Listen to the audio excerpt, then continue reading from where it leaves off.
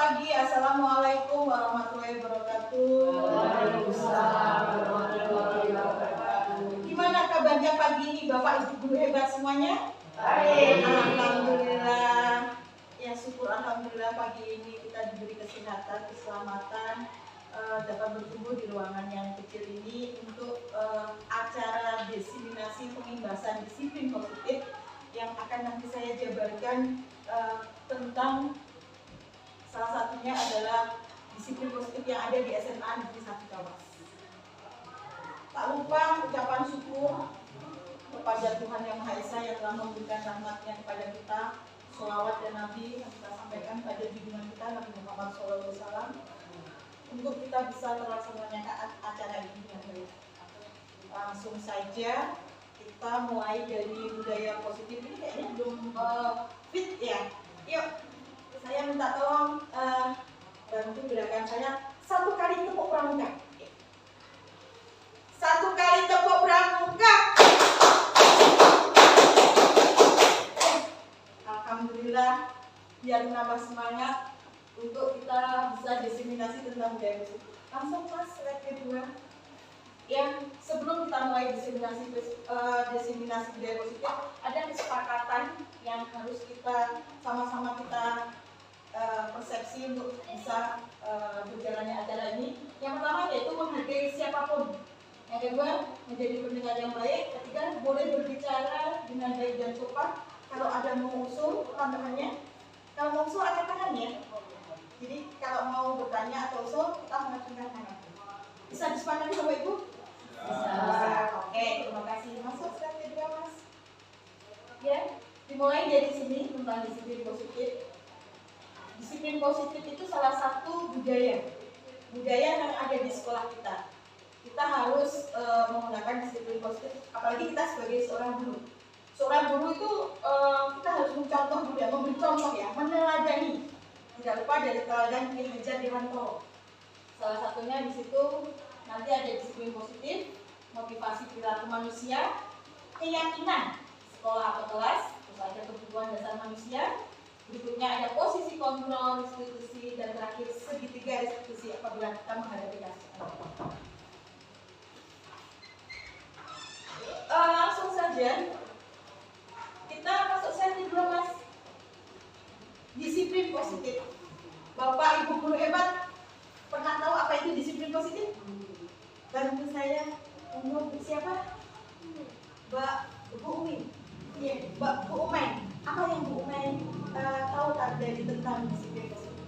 Menurut saya disiplin positif itu salah satu hal yang harus dimiliki oleh guru profesional, khususnya yaitu bagaimana menyikapi diri dan lingkungan sekitar dengan kegiatan yang konsisten, menekankan diri sendiri. Ya, kasih aplaus kepada Bapak Ibu guru. Alhamdulillah, alhamdulillah Bu Umay. Udah istilahnya gambaran disiplin positif itu jelas sekali ya. Kegunaan dari disiplin positif pasti berguna sekali untuk kita, apalagi guru ya. Jelas itu terlihat dari disiplin positif. Dari disiplin positif itu nanti kita akan ketemu nilai-nilai, adanya nilai-nilai yang bisa kita terapkan dan kita diambil oleh anak didik kita, peserta didik. Kalau kita nggak disiplin, otomatis anak-anak kita juga tidak akan bisa disiplin ya. Terus lanjut mas, slide berikutnya. Di sini saya menerangkan disiplin positif merupakan suatu cara menerapkan disiplin yang mengajarkan anak bertanggung jawab dan menumbuhkan kesadaran diri berdasarkan nilai-nilai kebajikan. Nah, nilai-nilai kebajikan inilah yang nanti kita akan istilahnya temukan di peserta didik. Bu, nilai-nilai kebajikan apa saja? Bisa minta tolong apa saja nilai-nilai kebajikan yang ada?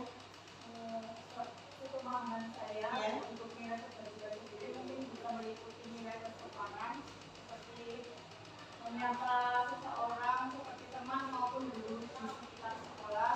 Setelah itu juga disiplin secara profesional dalam apabila mendapatkan tugas mengajar, tentunya juga harus tepat waktu di dalam kelas dan seperti harus bersosialisasi dengan sama murid dan juga karyawan. Luar biasa, tepuk tangan untuk Bapak Bu Risma. Alhamdulillah sudah ada nilai-nilai disiplin positif yang luar biasa sudah tertanam di diri karakter kita sebagai guru-guru yang profesional. Ya, disiplin positif memang kita akan temui kalau kita sudah salah satunya bertanggung jawab tadi, terus kita sebagai guru profesional harus tepat waktu ya datangnya, juga adanya sopan santun, mungkin etika dalam kita berbicara, berteman dengan teman sejawat atau mungkin yang atasan. Langsung slide berikutnya. Ya, ini salah satunya disiplin positif yang ke arah disiplin diri, karena dengan disiplin positif itu otomatis itu harus tercipta dari dalam. Kalau dari dalam diri kita tidak ada disiplin, kita sulit untuk melakukannya. Itu berarti niatan intrinsik. Salah satunya niatan dari dalam diri kita ya. Monggo lanjut berikutnya Mas. Di sini jelas saya menjelaskan tentang disiplin positif dapat membuat murid memahami dan menyadari berdasarkan motivasi internal, bukan akibat paksaan, ujian atau hukuman. Jadi disiplin itu muncul dengan sendirinya ada di dalam tanpa dipaksa oleh siapapun. Jadi dia melakukannya benar-benar ikhlas dan itu ada di dalam diri peserta didik. Terus berikutnya Mas slide-nya. Ya, karena disiplin itu salah satunya mengacu pada profil pelajar Pancasila. Kita tahu profil pelajar Pancasila itu ada 6. Yang pertama ada beriman dan bertakwa kepada Tuhan Yang Maha Esa. Terus yang kedua mandiri, berkebinekaan global, bergotong royong, kreatif, dan terakhir bernalar kritis. Setuju Bapak Ibu guru hebat? Setuju. Kita akan mencipta karakter yang sesuai dengan profil pelajar Pancasila. Slide berikutnya. Ya, karena kita masuk pada motivasi perilaku manusia. Ya, tadi kita sudah ada disiplin positif kan adanya di dalam diri kita. Berarti kita perlu motivasi, perlu semangat. Siapa yang membangkitkan adanya disiplin itu? Monggo berikutnya. Ya. Pertama ada 3 motivasi perilaku manusia. Yang pertama yaitu untuk menghindari ketidaknyamanan dari lingkungan. Yang kedua untuk mendapatkan imbalan atau penghargaan dari orang lain. Yang ketiga untuk menjadi orang lain, untuk menjadi orang yang mereka inginkan dan menghargai diri sendiri dengan nilai-nilai yang terpercaya. Jadi disiplin itu bukan karena diiming-imingi. Aku disiplin tapi dengan guru itu aku nanti habis itu nanti dikasih. Nah, jadi itu paksaan. Jadi itu yang tidak diperbolehkan. Jadi disiplin itu harus ada dalam diri kita dan muncul memang itu kalau sudah ada tertanam dalam diri kita, disiplin itu tidak berat. Jadi tidak perlu paksaan atau tidak perlu hadiah apapun. Jadi perlunya ada motivasi. Ya, saya berikutnya Mas. Terakhir masuk keyakinan sekolah atau kelas. Sebelum saya keyakinan tentang disiplin positif, kita tahu bahwa peraturan itu penting. Lebih penting lagi adalah keyakinan. Kalau peraturan itu umumnya saja, tapi kalau keyakinan itu lebih disepakati. Seperti kita tadi sebelum permulaan kita adanya kesepakatan, ya kan? Ya, sebelum ke keyakinan kelas kita harus bikin dulu ya. Kayaknya gini, monggo berdiri dulu sebentar. Ya. Ini tidak ada yang pakai batik ya. Untuk saya mau 3 saja. Kalau botak itu kepala, kalau batuk itu mulut, kalau batik itu baju. Karena ini bajunya nggak batik, nggak apa-apa ya. Langsung saja. Yuk, kalau saya bilang botak berarti pegang kepala. Kalau saya bilang batuk, mulut. Kalau saya bilang batik, ya. Fokus, konsentrasi. Botak, batik, batuk, botak, batuk, batik, botak, batik, batuk.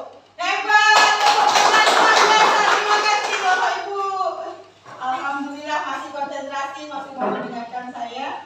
Lanjut ke keyakinan jelas atau pengelolaan. Salah satunya di sini guru berperan dalam mewujudkan terbentuknya keyakinan sekolah atau kelas dengan adanya kesepakatan antara guru dan murid. Ini kita gunakan biasanya di awal pembelajaran. Jadi contohnya siswa itu piket itu tanpa diburu-buru, istilahnya dia sudah sadar karena sudah muncul dalam dirinya tadi, karena dia sudah disiplin. Jadi dia adanya kesepakatan dulu. Tidak, ya nggak piket nanti hukumannya ada enggak. Dia sudah akan muncul terlebih dahulu dan itu tidak paksaan. Jadi disepakati antara siswa dan guru di dalam kelas. Kalau tidak ada kesepakatan keyakinan, mereka tidak akan mungkin mudah untuk mengatur istilahnya. Aku salah betul ya, tapi ini atau tidak ya? Ini saya salahnya gimana ya? Jadi keyakinan itu diperlukan di dalam kita sebelum memulai suatu pelajaran selain kita adanya assessment. Yuk lanjut Mas berikutnya.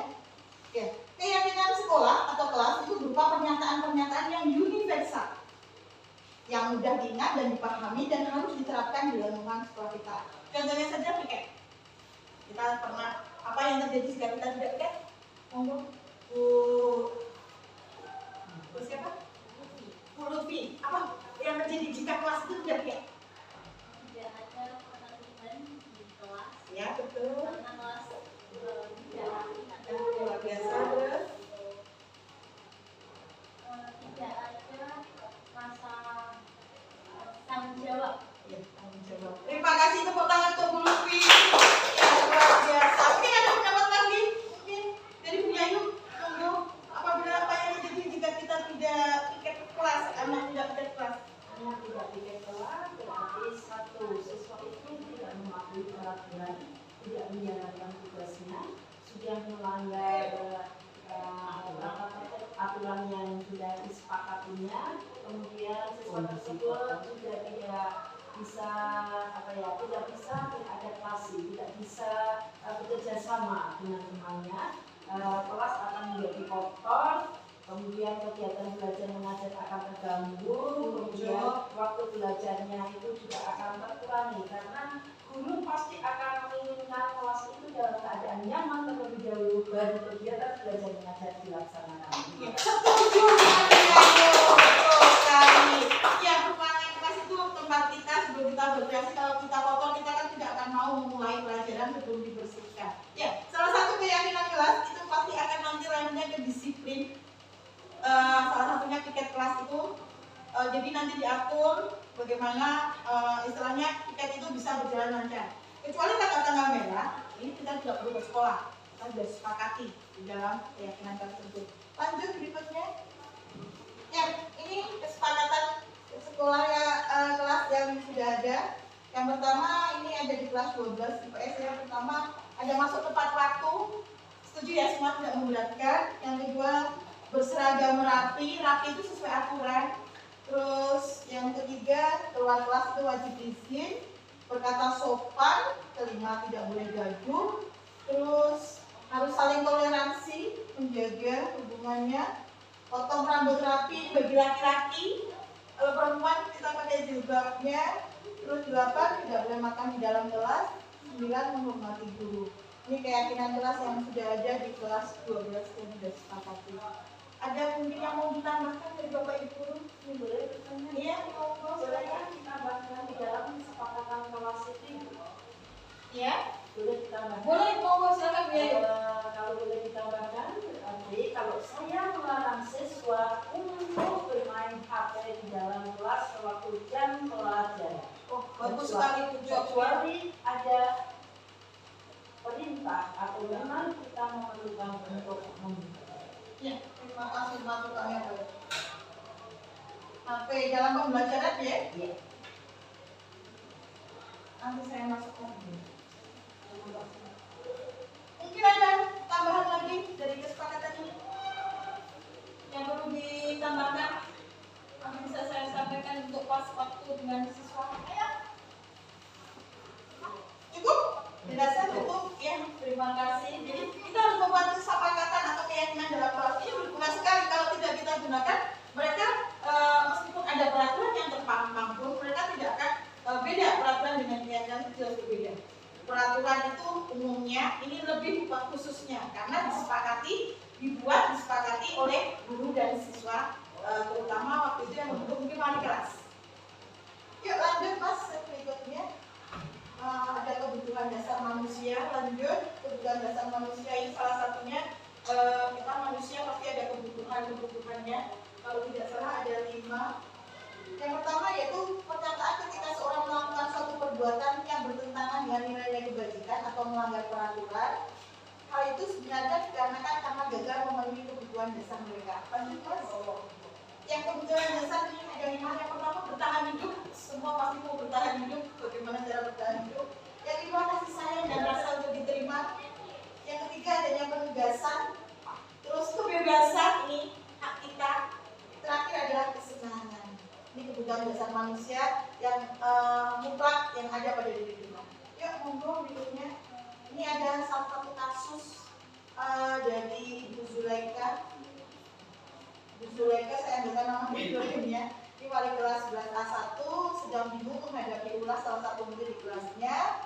Terus Tommy mengeluhkan, mau dibaca dulu dan minta tolong nanti pendapatnya menghadapi situasi ini. Apa yang akan dilakukan?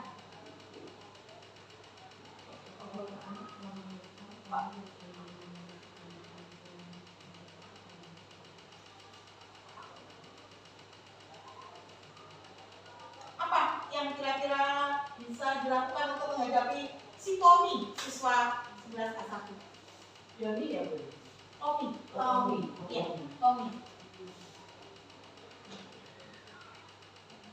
Mungkin bisa bantu Pak Piranto?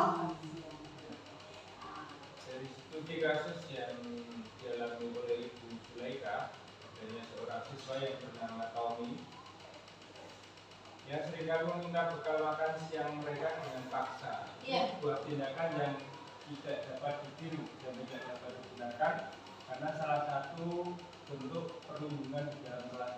Jadi untuk itu menurut saya perlu bimbingan khusus yang harus diberikan kepada Tommy untuk memberikan penjelasan atau pembelajaran yang lebih baik lagi agar nantinya ke depan tidak akan diulang lagi di dalam kelas, sehingga teman yang lain akan merasa aman, nyaman ketika mereka membuat bekal untuk digunakan. Tepuk tangan sekali ke Pak Piranto. Oke, bunyinya ya larinya ya. Jadi si Tommy itu nggak mau bawa nasi tapi minta nasi orang lain itu, temannya merasa nggak nyaman kan? Nah, memang salah memang si Tommy ini, kita bukannya kita hukum tapi kita akan cari solusinya. Dia kasus berikutnya. Nah ini alasannya dia tidak bawa bekal makan siang. Ya ini kebutuhan dasarnya di Tommy adalah kebutuhan untuk bertahan hidup. Kalau sikapnya tetap salah, tapi Tommy memang kita tidak bisa menyalahkan siswa, tapi dia keinginan untuk bertahan hidup tapi dengan cara yang tidak benar. Salah satunya adalah meminta bekal temannya. Ya berikutnya Mas. Alasan yang kedua, ini karena dia merasa senang temannya menjadi perhatian dia. Terus ketika temannya melaporkan tindakan pada gurunya, memberitahu orang tuanya sehingga orang tuanya memperhatikan dia, maka kebutuhan dasar yang dipenuhi Tommy saat itu. Jadi Tommy ada dua, perlu kasih sayang juga ternyata perlu diperhatikan. Jadi tidak setiap tindakan anak yang itu sudah salah terus kita tidak bisa mengklarifikasinya, tapi ada alasan-alasan Tommy kenapa dia berbuat seperti itu. Jadi salah satunya dia bertahan hidup, yang kedua adanya rasa kasih sayang dan rasa diterima. Terus berikutnya Mas, alasan yang ketiga adalah dasar kekuasaan. Kalau nggak badannya besar, mungkin Tommy tidak akan bisa memberikan makna pada temannya. Jadi Tommy tidak bisa dikatakan istilahnya bersalah sepenuhnya karena dia juga punya kebutuhan dasar hidup dan dia. Terus lanjut Mas. Ya terakhir dia juga berusaha untuk memenuhi kebutuhannya akan kebebasan. Jadi dia mungkin bosan dengan makanan di rumah, makanya minta makanan ke temannya. Ya terakhir, alasan terakhir yaitu karena Tommy juga berusaha memenuhi kebutuhan akan kesenangan. Mungkin senangannya goda temannya karena dianggap menyakiti orang lain, dia nggak merasakan menyakiti orang lain. Sebenarnya saya kenyang, saya pengen makan. Jadi merupakan juga salah satu kesenangan. Yuk berikutnya. Terakhir ini posisi kontrol institusi yang ada pada diri kita. Salah satunya nanti kita larinya ke guru. Posisi kontrol yang ada pada guru meliputi ya Mas. Yang pertama, guru sebagai penghukum, guru sebagai pembuat merasa bersalah. Yang ketiga, guru sebagai teman, dan guru sebagai pemantau, terakhir sebagai manajer.